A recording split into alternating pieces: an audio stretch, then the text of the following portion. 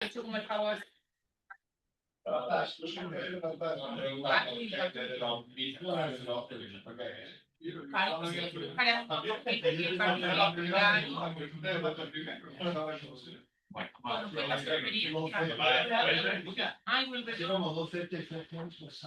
claro, claro.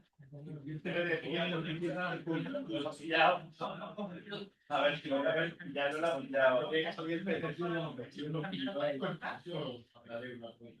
Sí, sí, nosotros estamos, nos encanta ir poco a poco la gente vaya el QR va de maravilla, va súper rápido, lo digo por si queda ahí ya tiene la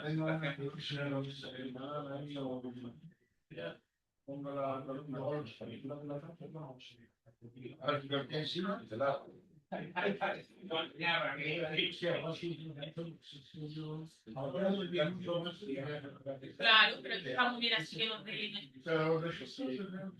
Pues si quieres, lo hablamos con Antonio y una sesión así, porque como que trata de bien, o si quieres.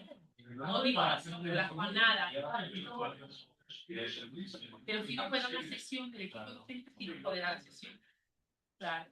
Esto significa que hagan de una manera que se solicitan una vez al año todas las actividades del mismo rectorado. ¿Sabes? Ya se enterró el plazo, por eso tiene una fraude.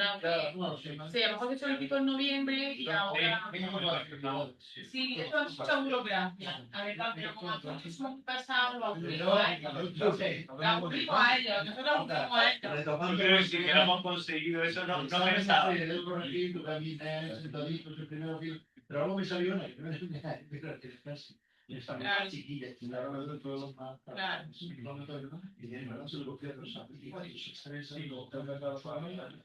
Oye, estuve súper tranquila.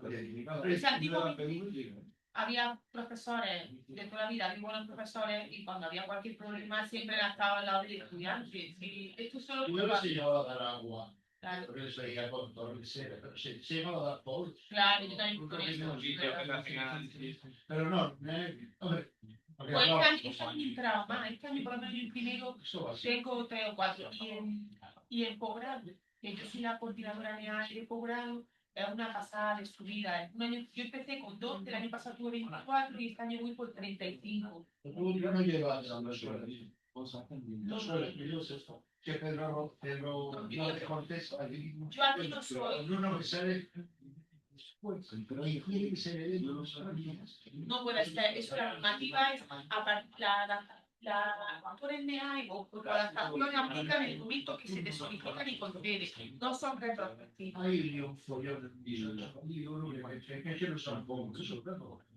No, aquí por ejemplo yo tampoco soy, yo solo soy la tutora. La coordinadora mía es más bien Maribel Núñez, la secretaria de la facultad.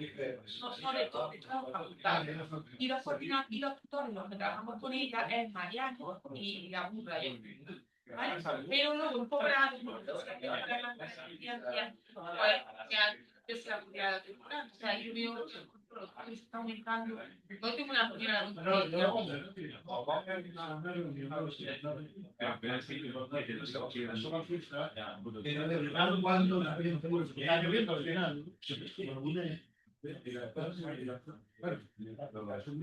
Voy ahora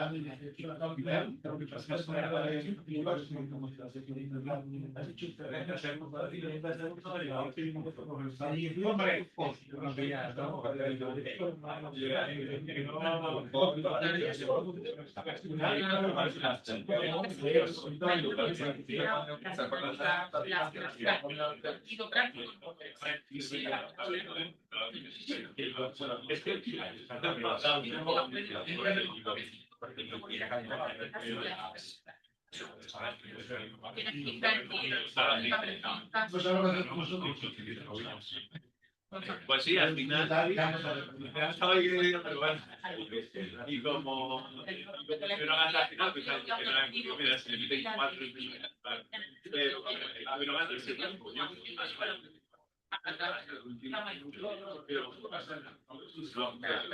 por eso,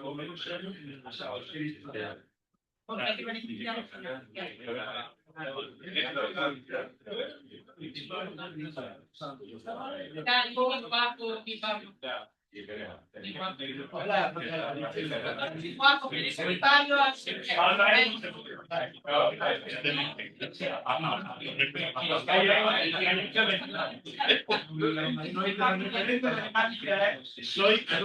básico. Sentimiento de madre, o sea, pero que todo quiera haber hecho. No, y esto también ha venido una cosa tú eres más chico, ya por el cumplido, pero tú eres más chico. O sea, yo tengo así, con mi padre lo veo como si fuera casi mi hermano pequeño. Yo soy de mi hermano, me sigo. Apuntaros, por favor. Hola. Igualmente.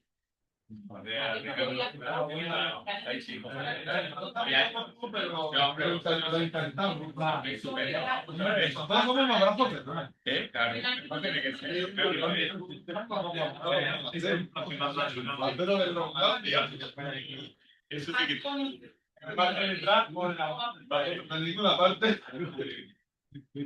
¿Te sirvió eso? ¿No? Todo lo que te mandé, ese papel te sirvió. Oye, pero ¿por qué no lo pides? Porque a mí se me olvidó, o sea, yo solo lo pido mi coche de Navidad. Bien, buenos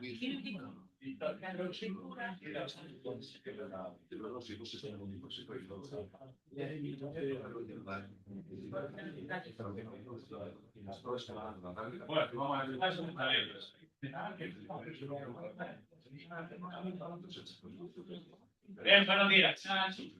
Cumpliendo con la tradición de nuestro equipo, somos puntuales, son las 8:15, empezamos. Bienvenidas, bienvenidos a una nueva sesión académica de nuestro equipo docente, la primera del año.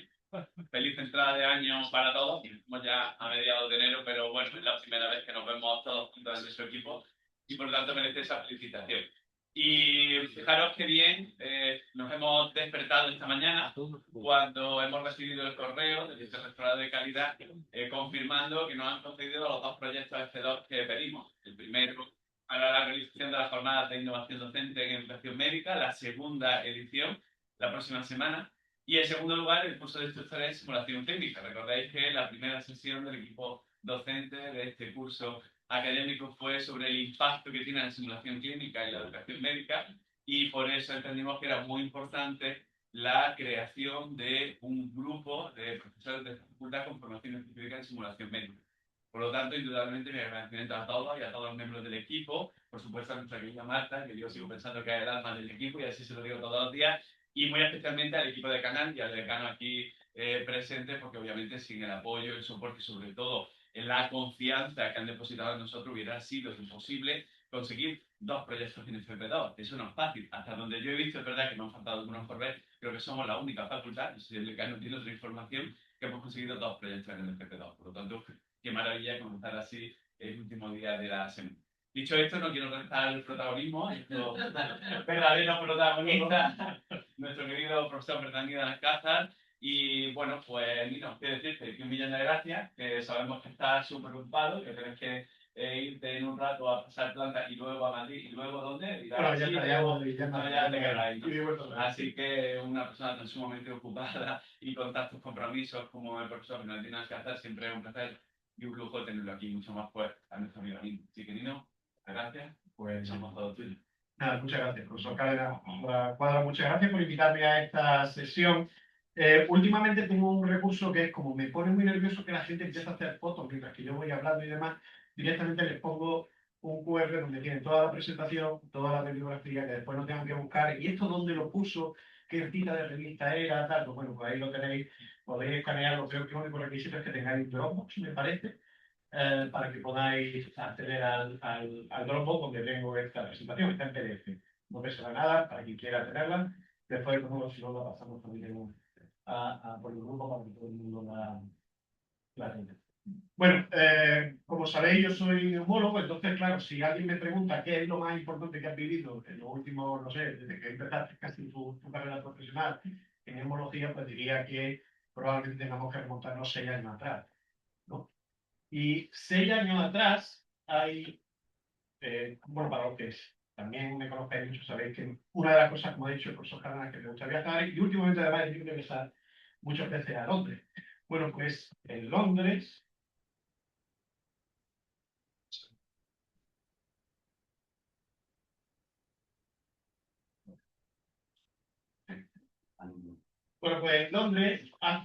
ahora mismo sería que, bueno, se cumplirán dentro de 15 días. Hay una línea de autobús, que es la línea N18, que va desde Trafalgar Square hacia el norte de la ciudad, ¿no? Bueno, pues en esa línea 18, que sale de aquí, el autobús es el 18, es de esa línea, que como digo se coge en un sitio muy céntrico de Londres, como es Trafalgar Square, se juntaron dos personas. Todas las podéis seguir en Twitter. De las cosas buenas que tiene Twitter es encontrarte gente de este tipo. Por supuesto, después tiene a Donald Trump y a todo lo demás, y todo el ruido de los Twitter, los trolls, no sé cuánto, pero encuentra a gente valiosa. Se juntaron en ese autobús hace dentro de poco, serán 6 años, el señor que veía a la izquierda, Martin Landry. Martin Landry era bueno, un señor que hacía ensayos clínicos, básicamente, un trialist, que dicen en inglés. Un señor que se dedica en su vida a generar evidencia con ensayos clínicos. Y se juntó con el señor que veía arriba a la derecha, que es Jeff Parham, es un ser. Y este señor en aquel momento era el responsable de los proyectos de investigación del NHS. Imaginaros, primeros de febrero, un autobús, año 2020, ya se oía que había un problema en China súper grande, estaba viniendo gente, que se estaba muriendo gente por una enfermedad contagiosa con problemas principalmente respiratorios, que era lo que conocemos como COVID-19 ahora mismo. Bueno, pues estos dos señores en ese autobús dio la casualidad de que coincidieron, hombre, ¿cómo estás? No sé cuánto, pues mira, la vida, tu hijo, bien, no sé cuánto, tal. Se ve que la línea es larga y que entonces tuvieron tiempo para hablar, pero consiguieron tener una idea. Una idea que si vamos a mirar cuáles son las publicaciones que más se han citado en medicina en los últimos 15 años, probablemente esté entre las top 10. ¿Vale? Y lo hicieron con el señor que hay debajo, Peter Horry, que es un señor que se dedica básicamente a enfermedades infecciosas. ¿Vale? Bueno, pues entre los tres, en ese viaje de autobús y las sucesivas cosas que surgieron después, apareció lo que conocemos como el recovery. Supongo que vosotros lo sabréis. En aquel momento no se sabía ni qué se le tenía que poner al COVID. Hubo gente incluso, por ejemplo, que abogaba por ponerle hidroxicloroquina en base a un estudio observacional con 12 pacientes, donde se había dado cloroquina y donde decían que eso era maravilloso para los pacientes. Y estos señores son los autores, de hecho, Forby es el primer autor, como podéis ver abajo, veis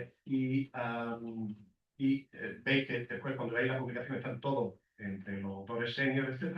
Bueno, es el primer ensayo clínico que demuestra la eficacia de una terapia, en este caso la dexametasona para tratar el COVID. Y gracias a esto empezamos a tener luz de a quién había que tratar con corticoides sistémicos. Se vio además, por ejemplo, algo que ya sabemos, que si tenías insuficiencia respiratoria, sobre todo si estabas en la UCI, o si necesitaba oxígeno era donde funcionaba realmente tomar dexametasona, que termina la reducción de mortalidad, y si no necesitaba oxígeno no era necesario e incluso podría ser perjudicial para la dexametasona.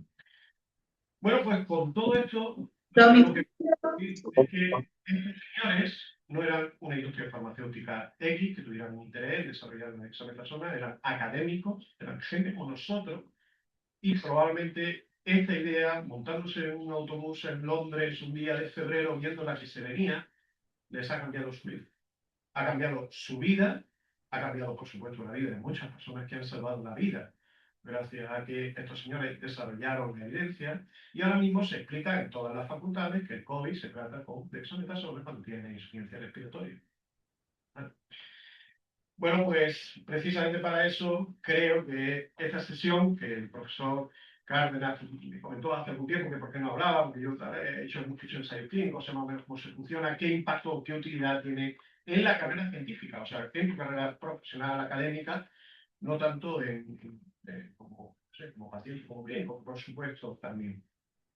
Bueno, con esta pequeña introducción, me voy a centrar en lo que son los ensayos clínicos, pero sobre todo viéndolo desde un punto de vista académico. ¿Vale? ¿Para qué nos podría servir académicamente hacer ensayos clínicos?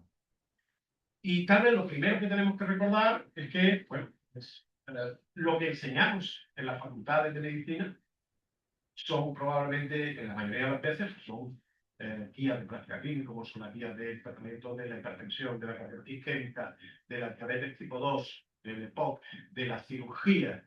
Y la mayoría de esas guías están basadas en ensayos clínicos.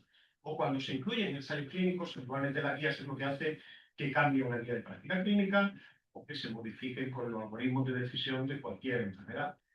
Por tanto, o sea, ya aquí podemos ver un impacto de lo que hacemos. O sea, hacer ensayos clínicos tiene un impacto y va a tener un impacto en lo que se va a enseñar en cualquier facultad de medicina dentro de 10, 15 años. Por tanto, también podemos tener dos opciones con esta, o dos visiones. Una es enseñar lo que otros hacen, lo que otros han hecho, enseñar los ensayos clínicos que han hecho en la Universidad de Oxford o en la Universidad de Tel Aviv. Pero también podemos decir, oye, aquí en esta Universidad de Granada se ha hecho un ensayo clínico que demuestra que esto es mejor que esto, por ejemplo. ¿Vale? Creo que ese es un reto que podemos también adoptar todos los que estamos en este equipo docente, ¿no?, de la facultad. Porque si miramos la Universidad de Granada, bueno, ¿qué impacto tiene o qué impacto podría tener un ensayo clínico, por ejemplo, a nivel académico en la Universidad de Granada? Bueno, por supuesto, generar conocimiento. O sea, si tú haces un ensayo clínico, y repito, no quiero que pensemos solamente en ensayo clínico, actualmente cuando pensamos en ensayo clínico pensamos en la multinacional gigantesca que dedica una ingente cantidad de dinero a hacer un estudio del fármaco A contra el fármaco B. Pero un ensayo clínico no necesariamente tiene que ser eso. Es más, puede ser una pregunta clínica. ¿Qué es mejor hacerle esta determinación o esta otra a este paciente para la toma de decisiones? ¿Qué es mejor tomar una actitud conservadora o una actitud agresiva en un tumor X que tengo que operar? Bueno, pues como digo, generar conocimiento. Por supuesto, trasladar estos resultados a la clínica. Y trasladar a la clínica implica, por ejemplo, pues lo que veíamos con el recovery, que de repente los pacientes se beneficiaban en términos de, ante una enfermedad con la que no sabíamos cómo tratarse, ahora sabemos cuáles son las opciones de tratamiento, qué es lo que hay que poner y qué es lo que no hay que hacer. Y por último también esto lleva a cambios en las guías de práctica clínica. Cualquier ensayo clínico que esté bien hecho, habitualmente se responde a una buena pregunta, y aquí es el kit de la cuestión es ¿qué pregunta quieres hacer? ¿Qué pregunta es la que quieres responder? Pero si hay una buena pregunta, un ensayo clínico va a cambiar una guía de práctica clínica y va a promover el avance de la ciencia. Claro, si miramos estas tres consecuencias de hacer ensayos clínicos en los pilares sobre los que se basa la universidad, y aquí me remito a la magnífica sesión que hizo la doctora Cuadros, que aunque yo no podía estar porque estaba de viaje, sí que después la he visto y me parece, y estoy totalmente de acuerdo con ella. Hablamos de docencia, los pilares de la universidad, docencia, investigación, transferencia. Docencia, generar un conocimiento con un ensayo clínico, por tanto, se puede llevar a la docencia, se puede trasladar a los alumnos lo que pasa en la clínica y, por supuesto, investigación. Digamos, en medicina, al menos, un ensayo clínico es siempre el culmen de cualquier proceso de investigación. Por lo tanto, es una invitación a que pensemos todos, a que reflexionemos qué podemos hacer, cómo podemos hacerlo bajo el amparo de la universidad y sabiendo que esto nos puede llevar a colocar además la universidad en una situación todavía de más excelencia si después miramos, comentaré algunos ejemplos. Porque los ensayos clínicos siguen siendo necesarios y cuando yo, por ejemplo, doy en segundo la clase de fuentes fiables de información médica, ¿de dónde viene la información médica? ¿Cómo se hacen las guías, las normativas, los libros, las revisiones, etcétera? Lo que sabemos todos es que los ensayos clínicos están en el punto máximo de esta pirámide de la evidencia y ya por encima están revisiones sistemáticas, metaanálisis, etcétera. Pero realmente la base de todo esto, cuando tú tienes ensayos clínicos, estás generando realmente evidencia científica. ¿Por qué? Porque por mucho que haya Big Data, por mucho que tengamos estudios, por ejemplo, poblacionales con 10 millones de personas, al final un ensayo clínico, si está bien diseñado, vamos a tener varias cosas. Primero, la inferencia causal. O sea, puedo decir que esto produce esto. Un fármaco, una intervención produce una mejora que yo la puedo cuantificar. por supuesto, tienes o disminuye la posibilidad de sesgo. No hay ningún estudio que sea perfecto. Cualquier estudio está sometido a sesgo. Los ensayos clínicos siempre tienen el aspecto de los criterios de inclusión, de exclusión, la población seleccionada, el sentirse observado, son sesgos inherentes a los ensayos clínicos. Pero claro, estos sesgos no tienen nada que ver con otros sesgos que vemos, por ejemplo, en estudios observacionales, que generan mucho más ruido, aunque tengan algunos beneficios, como ver qué pasa en la vida real, pero al final siempre tienen mucho más ruido que un ensayo clínico. Y por supuesto, como después os comentaré también, los ensayos clínicos son la base de la guía de práctica clínica. No sé cuántos de vosotros estáis involucrados, supongo que varios, muchos de vosotros estáis involucrados en guías de práctica clínica. Entonces no tengo por qué deciros cuál es la jerarquía de la evidencia, de las recomendaciones, de Gray, pero aquí las tenéis. O sea, ahí abajo tenéis también el libro de Gray, por si lo queréis ver, algunos si lo quieren leer, cómo es esto, cómo se resume, pero básicamente la evidencia... ¿Puedo señalar? Sí. La evidencia, cuando es la mayor evidencia que se puede disponer, es cuando tenemos datos consistentes de múltiples ensayos clínicos. Múltiples, tengo 10 ensayos clínicos que dan la misma señal, una revisión sistemática y un metaanálisis que da la misma señal. Esta intervención es beneficiosa comparado con esto.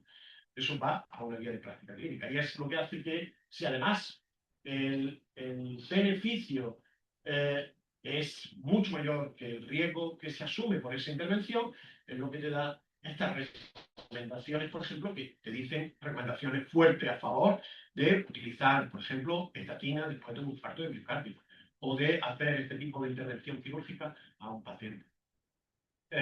Fijaros que abajo, por supuesto, siempre están las opiniones de expertos, consenso, estudios observacionales pequeños, pero incluso aquí, si tú tienes un ensayo clínico con un efecto claro y tienes 5 estudios observacionales, aunque sea con una población amplia, con un efecto en el otro lado, pues probablemente un solo ensayo clínico ya te va a cambiar esa balanza de decisión y va a contrarrestar el peso que ofrezcan, por ejemplo, estudios observacionales.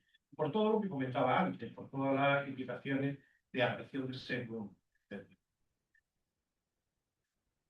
Por tanto, yo creo que sí que hay que recordar que cualquier guía de práctica clínica, cualquier recomendación que se hace en medicina y que después enseñamos aquí en la facultad, es que estas recomendaciones fuertes, las que cambian la práctica clínica, por ejemplo, dar dexametasona a un paciente con COVID ingresado en una UCI de insuficiencia respiratoria, rara vez se sustentan en estudios observacionales y que habitualmente, si tienes un ensayo clínico bien diseñado, con unos resultados relevantes, eso es lo que va a una guía de práctica clínica. Y ahora después comentaré también qué implicaciones tiene en cuanto al liderazgo científico estar en una guía de práctica clínica. Hay muchos tipos. No quiero que piensen o que pensemos todos que esto es imposible porque es un ensayo clínico. Pensamos, no sé, 1000 pacientes, un dineral, los seguros, no sé cuánto, quién hace el placebo, cómo voy a dar la medicación, cómo se registra CRO, visitas de seguimiento, visitas de monitorización, etcétera. No quiero que pensemos en eso. Porque hay ensayos clínicos que pueden ser académicos independientes, como los IIT, Investigator Initiated Trial, que es un académico diciendo yo quiero responder a esta pregunta ante una persona o ante un problema clínico X en el que yo tengo dos opciones, ¿cuál es mejor? A o B. Si la pregunta es interesante y el estudio está bien diseñado, no necesariamente tienes que incluir a 800 pacientes, a 900 pacientes, pero se puede hacer intervenciones de este tipo. Por ejemplo, las que comentaba el Recovery. El Recovery, como lo comentaba al principio, es una iniciativa de un académico. Un académico que dice, oye, tenemos aquí el COVID, nadie sabe cómo tratarlo, vamos a hacer un estudio. Y consiguieron tener, pues, como digo, una de las publicaciones con más impacto de los últimos 10 años, probablemente. Por supuesto, también están los ensayos clínicos promovidos tanto por la industria farmacéutica como por la industria biomédica, de dispositivos médicos, etc. Y después están también los ensayos pragmáticos, ensayos que prácticamente no tienen criterios de exclusión y que se centran en una población amplia para ver algo que pasa en la vida real. Bueno, todo eso se puede hacer. Aquí os pongo las diferencias, por ejemplo, entre lo que es un ensayo explicativo, el ensayo clínico clásico, de una comparación de A frente a B, frente a ensayos pragmáticos, que son una población que no es nada seleccionada, es una población representativa de lo que vemos normalmente, por supuesto con muchas más enfermedades asociadas, que se mueve, digamos, en un entorno de clínica real, no, por ejemplo, altamente controlado, como pasa en los ensayos habituales, en los ensayos explicativos, pero que responde al final a preguntas relevantes y la aplicabilidad es alta. Bueno, yendo ya a la parte académica, ¿qué beneficio, qué aporta un ensayo clínico a ti como un académico? Bueno, yo creo que sobre todo lo más importante es reconocer que cuando tú estás en un ensayo clínico de autor, tienes muchas más probabilidades de que esa publicación vaya a una revista de factor de impacto elevado, ¿no? Uno. Segundo, que también puedas participar como autor relevante y sobre todo, dos cosas, vas a ser muy citado y vas a aparecer mucho también en redes sociales, en impacto social, que ahora sabéis que no es solamente ya que publiquemos en algo el factor de impacto, sino cuánto impacto ha tenido en diseminación del conocimiento, etcétera. Eso ya se nos evalúa así. Solo quería mostraros una publicación, la tenéis aquí para después, cuando ya si queréis podéis leer la diapositiva, ahí la tenéis, son autores españoles del Instituto de Salud Carlos III, pero han revisado cuál es el artículo más citado, son los 100 mejores artículos de la historia de la medicina, desde que conocemos como tal la medicina basada en la evidencia. Aquí tenéis la lista de los 10 primeros. Curiosamente, el primero no es un ensayo clínico, porque es una publicación del British Medical Journal, no, perdón, del Lancet del año 96 del Plan ALMA, del método estadístico. ¿Vale? Se ve que todo el mundo cuando hace la descripción del método estadístico pone esa referencia, pero los otros 9 son ensayos clínicos. No hay estudios observacionales entre las 10 mejores publicaciones de los últimos, no sé, los últimos 100 años. No hay. Directamente la gente, ¿qué pasa? Que si tú haces un ensayo clínico es muy fácil que acabe siendo referenciado, que acabe siendo citado, que acabe siendo publicado además en una revista que tiene mejores posibilidades, mejor impacto, con lo cual académicamente publicar un ensayo clínico o hacer un ensayo clínico va a ser siempre un motor para tu carrera académica. Gracias a Dios, estos autores también miran a ver cómo se reparten las cosas, cómo se reparten las autorías. Podéis ver que hay mucho de Estados Unidos, mucho de Reino Unido, pero también está España. España está aquí. O sea, que en esto, en España, y yo creo que es algo que también reconoce tanto el Ministerio de Sanidad como el Instituto de Salud Carlos III, todas las digamos, entidades que promueven la investigación en España saben que en España se hace mucho ensayo clínico y somos líderes casi, yo diría. Proporcionalmente al peso de lo que tenemos en ciencia, es verdad que tenemos mucha participación en ensayo clínico y eso creo que es bueno y hay que todavía potenciar más. Pero ya no es solamente que te promueva tu carrera académica, sino que también estar en un ensayo clínico te va a aportar liderazgo y posicionamiento científico. Por supuesto, si eres el primer autor de un ensayo clínico, todo el mundo se va a acordar como el profesor tal que participó en el ensayo que firmó el ensayo clínico tal, como Horby. Horby ya se le conocerá como el hombre del COVID, del estudio que cambió la forma en la que trataba con el COVID. Pero no es solo eso, sino que no es solamente que ya estés en una publicación, sino que entras en unas redes, en conexiones con otros líderes de opinión a nivel internacional y por tanto te va a consolidar mucho más como un referente en tu área a la nivel, o sea, que sea cirugía, medicina, fisiología, lo que sea. Por tanto, eso es también algo importante. Y bueno, o sea, siendo también coherentes con lo que hacemos, también tenemos que pensar que la infraestructura de lo que hacemos también se puede beneficiar de los ensayos clínicos. ¿Por qué? Por un lado está, y perdón, ha salido un poquito más abajo de lo que yo quería, bueno, la financiación. O sea, si tú participas, por ejemplo, en un ensayo clínico de una multinacional, etcétera, farmacéutica, o de una empresa biomédica, vas a recibir financiación por hacer este tipo de estudios, por supuesto. Ese dinero, esa financiación que recibes, puede financiar, por ejemplo, tu grupo de investigación. Puedes tener contratado a 2, 3 postdocs solamente por el dinero que puedas recibir de un ensayo clínico. Por supuesto, te va a dar también la posibilidad de acceder a infraestructura o de generar infraestructura. Puedes comprar la centrífuga de no sé cuánto típico que después te tienes que gastar el dinero y vas pidiendo por todas las agencias de investigación fondos. Pues a veces puedes conseguir el dinero directamente también por aquí, ¿no? Y por supuesto también en personal. Y ya no solamente que directamente se puede hacer un ensayo, por ejemplo, de una multinacional, etcétera, va a conseguir esto, sino que si tú, por ejemplo, pides un ensayo clínico académico y quieres hacer un ensayo clínico académico, es más fácil que a la hora de evaluarte, la Agencia Estatal de Gestión va a encontrar siempre más posibilidades de financiación si lo que solicitas es un ensayo clínico que si lo que solicitas es un estudio observacional donde voy a mirar X cosas en 100, 200 pacientes. Por tanto, hay que pensar también que los ensayos clínicos como tales son una palanca de sostenibilidad de la actividad investigadora, tanto de la forma privada, digamos, con empresas privadas que financien ese ensayo clínico, como si lo financian agencias públicas. Y por último, o sea, si somos académicos también tenemos que pensar en los aspectos éticos que se derivan de la realización de ensayos clínicos. Por un lado, la responsabilidad de generar conocimiento, el rigor metodológico. Yo una vez conocí a un compañero, se dice el pecado, pero no el pecador, que decía, no, los ensayos clínicos yo no me creo ningún ensayo clínico, porque eso está todo comprado por la empresa que lo lleve y siempre sale positivo para la empresa y tal. Y digo, tú no has hecho un ensayo clínico en tu vida. Porque si hiciera un ensayo clínico, sabes que es lo más controlado que se puede tener en investigación.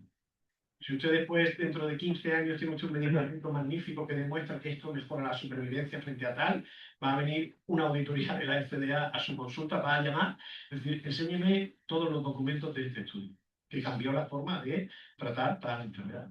Y tú vas a tener que enseñárselo, te van a mirar. Yo he visto incluso a un auditor en un consentimiento informado del paciente mirar si estaba directamente firmado con un boli y mirar si el boli había dejado marca por detrás y no era algo que se había fotocopiado y se había copiado o se había puesto ahí algo así.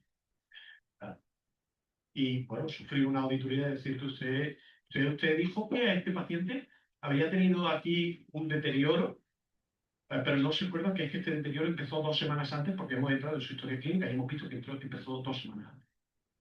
Con lo cual quiero decir que los ensayos clínicos probablemente serán los estudios, todo está sujeto, por supuesto, a sesgos, todo está supuesto a posibles alteraciones y formas no positivas de llevar una investigación, pero realmente son, digamos, los puntos donde, si está bien hecho, el rigor metodológico no debe de fallar en un ensayo. Por supuesto, también transparencia. Nos va a aportar transparencia en los resultados de los ensayos clínicos. Ahora se publica todo, sea positivo o negativo. Y si son negativos, también se pueden tomar decisiones, no necesariamente tiene que ser todo positivo. Y por supuesto, lo más importante, la protección del paciente.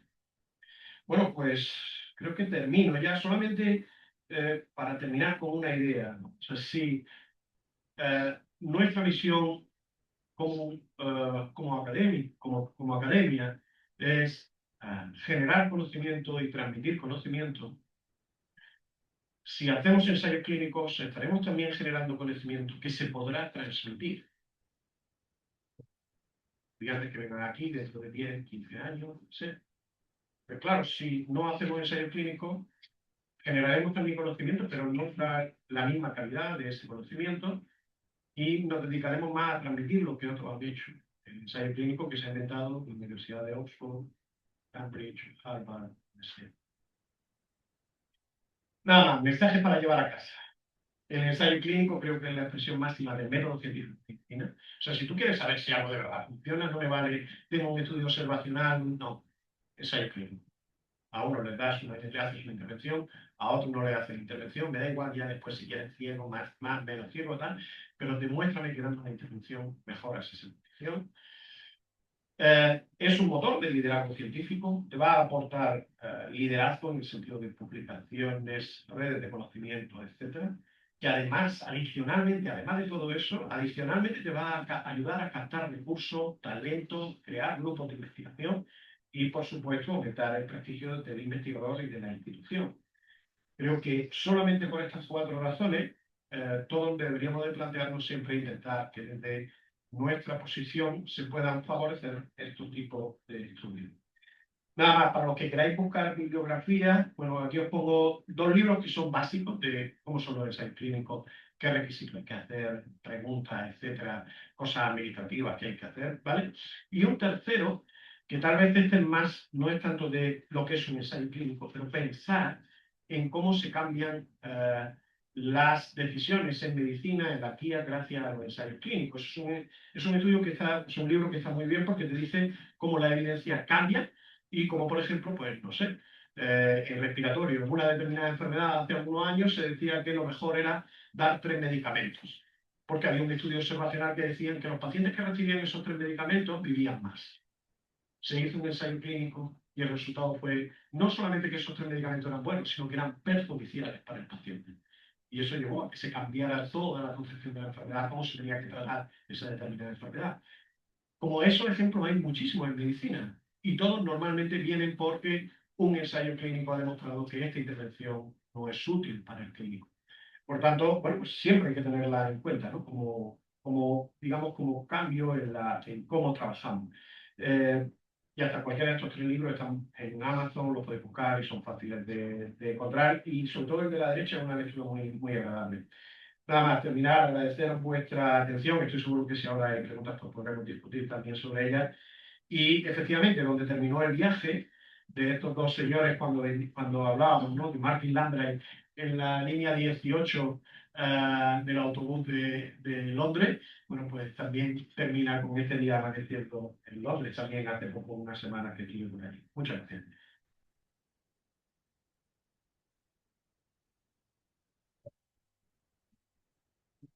Muchas gracias, profesor de Medina Alcázar. Yo creo que es imposible transmitir más información en menos tiempo. Y esto siempre es muy de agradecer. Sobre todo porque, como siempre me gusta decir, ahora viene una parte más interesante con mucho de estas sesiones académicas cuando podemos debatir y tratar todas las cuestiones a nuestro experto, en este caso el profesor Bernardino Alcázar. Así que, llegado el momento, como sabéis, tenemos a compañeros y compañeras que están también en la online viviéndolo, por lo tanto, quien quiera trasladarnos algo, que me lo diga, levante la mano, le paso el micrófono para que todos podamos tener, y sobre todo la gente de su compañero. ¿De acuerdo? ¿Preguntas? ¿Quién quiere comenzar? ¿Una de preguntas? ¿O nos ha impresionado tanto? No, no, esperando ni a preguntar. Muchas gracias. De impacto, ¿verdad?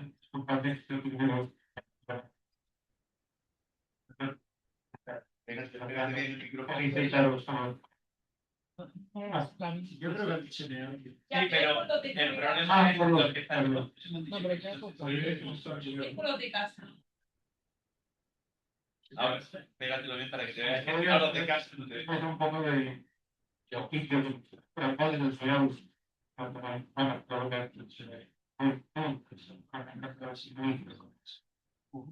a mí se me ha trabado con ustedes. Mira, no es que no pasa relacionado con el COVID. El que es para las semanas y son de casa. O sea, a mí me funcionan las mismas, suben los estudiantes, la identificación de los salarios, Entiende nada. no me veis. A ver, Ignacio, si no, acércate allí. Acércate allí. Yo repito la pregunta. O acércate allí al. Sí. Puedo hablar. No repite la pregunta y habla de la No, pues decía que bueno, se invitan a participar en un ensayo clínico internacional. Yo soy del City Committee y estoy encantado de la vida. Entonces, no solo me hago cargo de los otros 3 hospitales españoles, sino que propongo que participen nuestro hospital. Y digamos por proceso, eso no había un laboratorio, bueno, colaboró, pero era el trombosis Research Institute de Londres, profesor Keita, cuyo padre hizo el primer ensayo clínico en 75, por el que seguimos poniendo en la vida a los enfermos. Bueno, a lo que voy, trabas, esperas. Una cosa que en teoría no hace falta autorización del comité ético, porque está autorizado la Junta de Andalucía, porque tiene que llevar el medicamento. Al final, ¿sabéis qué pasó? Que cuando ya iban a empezar a meter desde urgencias de un hospital el primer caso, escriben que el comité de monitorización de datos al 75% no ha visto diferencias y entonces esto es que esa parte del gasto, parte del trabajo, bueno, todo eso. Si tienes 6 meses de minutos y al final no puedes incluir solo enfermo, cuando no hubiera habido ningún problema, yo no sé esto, claro, aquí estamos hablando de qué aporta esto en la carrera. Yo aquí diría cómo me pone trabas a la carrera, ese tipo de cosas. No sé tu experiencia, sé que ha cambiado. Creo que ahora hay uno provincial, ¿no? Que lleva Aurora Bueno, que preside. Pero yo mi experiencia desde allí fue de verdad lamentable. Sí. O sea, nadie dijo. Sí, bueno, el profesor Arcelo ha preguntado, o sea, que es verdad, en su experiencia ha tenido alguna experiencia reciente, ¿no? De un ensayo clínico y como, por ejemplo, pues desde el Comité de Ética en general, todo lo que es la trama burocrática que tiene un ensayo clínico a veces echa para atrás. Eso estoy totalmente de acuerdo. O sea, creo que en España eh, tenemos que plantearnos ver cómo se puede hacer la estructura de investigación que sea mucho menos compleja, sobre todo administrativamente. Es verdad que, bueno, por ejemplo, en Granada, gracias a Dios, en Bilbao, por ejemplo, la gente trabaja bien y hace las cosas para que se acelere todos los procesos, pero siempre tiene una carga burocrática, cualquier ensayo clínico tiene una traba burocrática y nadie dijo que hacer un ensayo clínico fuera fácil, ¿vale? Yo también he vivido otra experiencia con un ensayo clínico, este tal vez por una mala pregunta de investigación, con una traba también de papeleo, de subir documentos, etcétera, y al final darnos cuenta que la pregunta no estaba bien hecha, ¿vale? Pero mi reflexión va más, o sea, es verdad que esto existe y que la burocracia en el tema de los estudios de investigación, especialmente los ensayos clínicos, es muy elevada y debería ser una llamada también para que al menos se favoreciera que un señor que, aparte de poder ser profesor, pero está trabajando viendo pacientes en la consulta en no sé dónde, oye, pues no les pongáis las cosas demasiado difíciles, siempre y cuando tenga sentido, ¿no? Y esté bien hecho, ¿no? O sea, que estamos poniendo, no sé, heparina intracardíaca a un paciente, estamos intentando ponerle, por ejemplo, ¿no? Una heparina a un paciente con COVID por ver si eso disminuye el número de trombos. O sea, entiendo que las cosas, si tienen un poco de sentido, debería de ser mucho menos burocrática. Desgraciadamente, en España es así. En general, yo creo que en todo el mundo, pero, por ejemplo, una de las cosas que ha cambiado en los últimos años en Reino Unido, y yo creo que en España es un reto para nosotros, en Reino Unido ahora las trabas para realizar un ensayo clínico son menores que las que hace 15 años. Realmente promueven mucho que se haga. ¿Y por qué? Porque saben que es algo que da prestigio a la institución, que les va a colocar en los rankings de artículos más citados, que va a llevar fondos solamente por eso y que al final da una solución al paciente. ¿Vale? Pero en cuanto a lo que es académicamente, es verdad que hacer un ensayo clínico te potencia mucho la actividad académica. Por tanto, promueven que sus propios hospitales se dediquen a hacer ensayo clínico. Y en eso en España yo creo que todavía vamos unos años por detrás. A ver si ya, ahora lo veo. No sé si recordaréis que la última sesión. Bueno, no sé si recordaréis que la última sesión que tuvimos, independientemente de que era diferente, también entraba a colación el tema del Comité de Ética. Por eso acordamos con Marta, forma parte del Comité de Ética Provincial, y aunque es verdad que todas las sesiones académicas precisamente ya están fechadas y además como profesionales para impartirlas, no estaría mal teniendo en cuenta que se están reiterando muchos problemas relacionados con el Comité de Ética, pues quizás sería bueno para el próximo semestre agendar una sesión académica vinculada con estos aspectos, teniendo en cuenta que tenemos a Marta y también a Aurora, que es la presidenta por ahora. Ya, por ejemplo, para el tema de los TFG, porque esta Navidad, para lo que pasa, esta Navidad he recibido así ya varios correos de compañeros que habían presentado TFG y tenían problemas, entonces ya casi que tenemos comprometido esto aquí como un spoiler, ¿no? Antes iba a hacer un spoiler.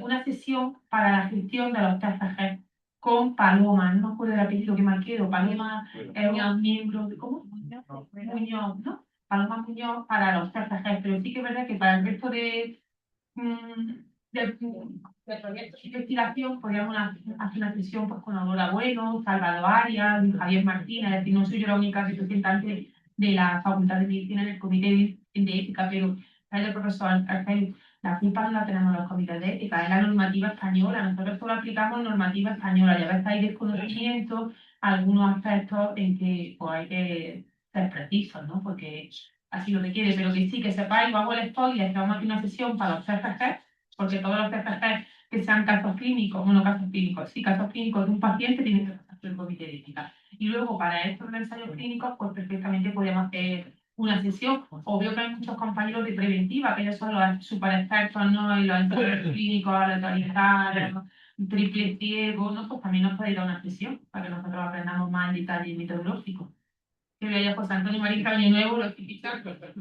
Efectivamente, esto ya lo hablamos también en la pasada. Muchas veces se intentan buscar responsables y culpables donde no los hay. El Comité de Ética no impone ni marca la ley. El Comité de Ética es garante del cumplimiento de la ley. Probablemente es verdad que tendría que haber iniciativas para hacer lo que se ha hecho en Inglaterra, teniendo en cuenta la trascendencia que supone la presencia de un ensayo clínico. Pero al fin y al cabo muchas veces disparamos en contra de los que no son responsables, porque ni los miembros del Comité de Ética, tanto del Comité de Ética Provincial como del Comité de Ética de la Universidad de Granada, son los garantes de que se cumpla la ley, pero ellos no hacen la ley, lo estoy demostrando.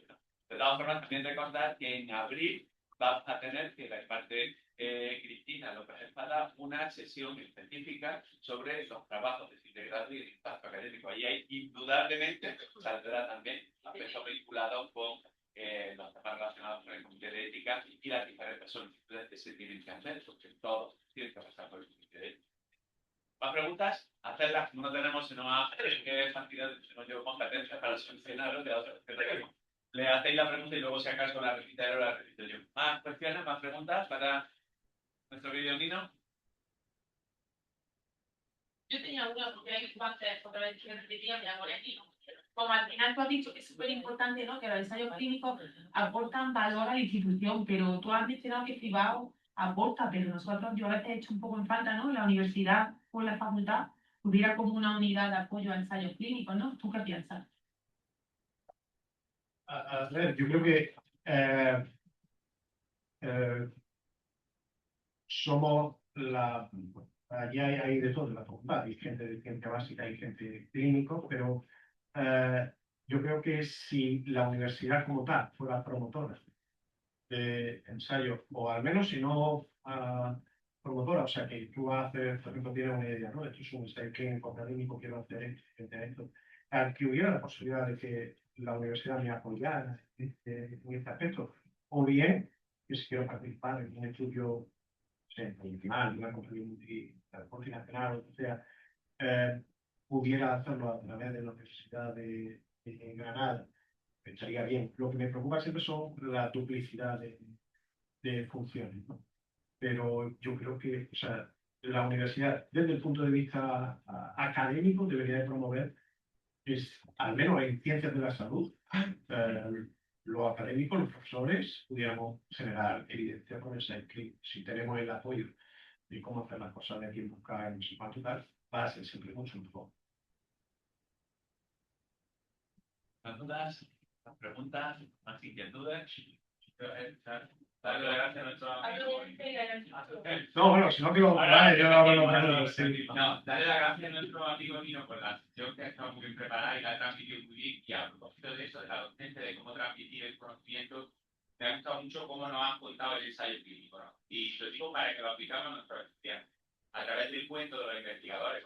¿No? Que realmente los investigadores están autobús, ¿no?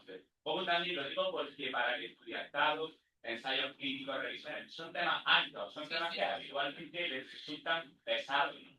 Entonces, a través, y lo pongo como idea para transmitirlo a los estudiantes, a través de algo que ha sido muy significativo como este ensayo clínico de los Lorry, pues trasladarlo de una manera didáctica, pedagógica, agradable, ¿no? Y eso, pues, que quiero felicitar por eso. Es un recurso que yo lo utilizo habitualmente, digamos, ya no es solamente para la clase, o sea, si no se me queda cualquier conferencia o tal, es un recurso que funciona bien, ¿vale? Es contar una historia que te enganche con algo. Y tú empiezas con una historia y no empiezas con las diapositivas, no sé, de conflictos de intereses, ¿no? La guía de práctica clínica, es un ladrillo que la gente hace. No.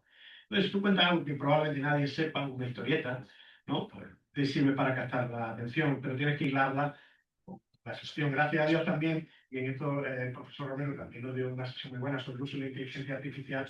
A día de hoy le puedes preguntar, no hace falta que sea un erudito de todo. Tú le puedes preguntar a ChatGPT, tengo que dar una charla sobre esto, tengo que hacer una historia que me engarce con este tema, dame algo, un ejemplo para que pueda empezar a tirar, ¿no? Y es capaz de hacerlo también. Pues te propone la forma de engarzar. Pero eso es un recurso que se llama no contar una historia antes de empezar a hablar en serio. Bueno, está muy bien lo del cuentillo. ¿Más cuestiones? ¿Preguntas? Bueno, pues para terminar. Se vaya a Amaro, más firmado la lista de asistencia, por favor, y enhorabuena que está ahí a Amaro, que le han dado un premio de reconocimiento de prestigio internacional por su actividad docente, que se va en un entrego. Enhorabuena.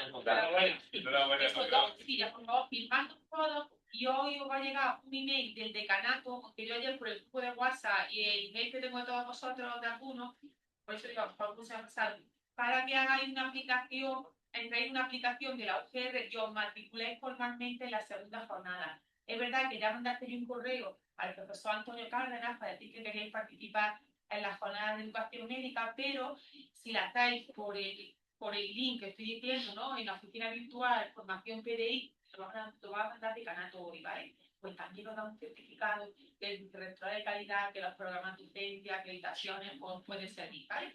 Solo era ese recordatorio, ¿vale? Bueno, terminamos. Por supuesto, dándole las gracias al profesor de Reina Alcázar. Yo, desde mi punto de vista, a mí me ha llamado todo mucho la atención. Me ha llamado muchísimo la atención la capacidad de síntesis, algo que siempre he envidiado, porque yo tengo casi de todo menos capacidad de síntesis. Por lo tanto, creo que es fantástico que seas capaz de decir tanto en tan poco tiempo. Pero una cosa que me ha impresionado, que ya lo hemos repetido en muchas ocasiones, que se nos pasa inadvertido.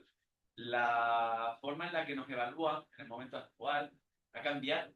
Llevamos muchos años centrándonos exclusivamente en cuestiones puramente cuantitativas, que son importantes, indudablemente, y nos hemos dedicado a coleccionar unos que en algunas ocasiones tienen tan poco impacto social, como le ha dicho, que luego no tienen ningún valor. Recordar que eso ha pasado a formar parte del 40% de nuestra evaluación, 40%. Por lo tanto, muchas veces estamos empeñados en que solo y exclusivamente lo cuantitativo tiene valor, y hoy nos han enseñado, o muchos nos han enseñado, que lo cualitativo también la tiene. Ahí está el valor de Marta, de haber sido capaz de gestionar durante un año y ponernos en una posición muy importante a las redes sociales de la Facultad de Medicina, que no existía, pero que ahora existe, y que eso tiene un valor incalculable. Y dicho esto, muchas gracias como siempre, un placer, nos vamos a hacer las fotos y espero que todos nos podamos ver la semana que viene, el jueves, concretamente en la segunda jornada de innovación docente de educación médica. Gracias. El póster y las fotos, luego tenemos nosotros aquí y luego las fotos hay 3 personas. No saliera, no, no te vayas, Ángel, venga, poner la foto. Hola,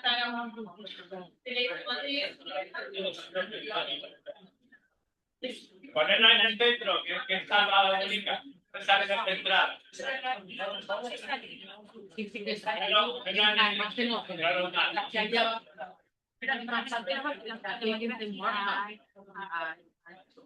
Sí, hay que verdad, ay, eres muerto. Qué guapa. Bueno, muchas gracias.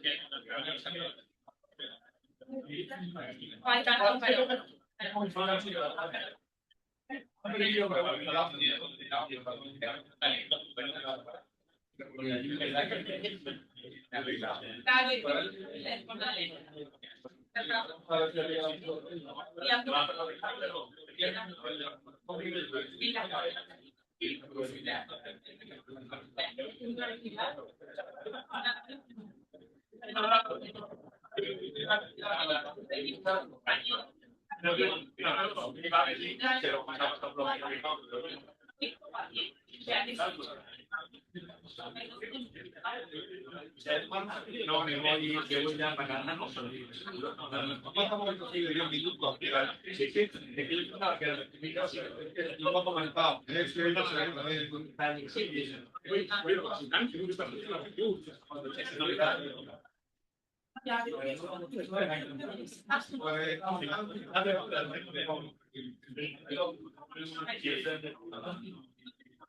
Pero ya no tanto de movilidad. Yo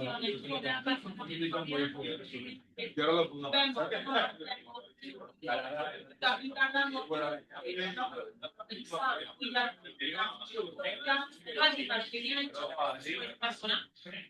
Pero yo no tengo una cosa de la igualdad. Ya ha cerrado su tesis al parar, ahora ya su antes de que venga.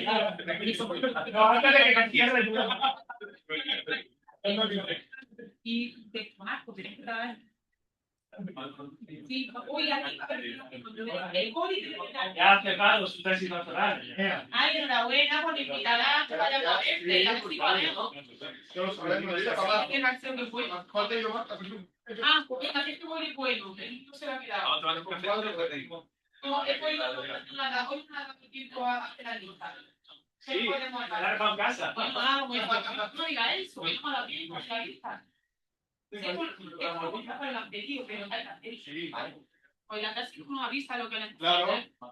ese camino que le debe unir a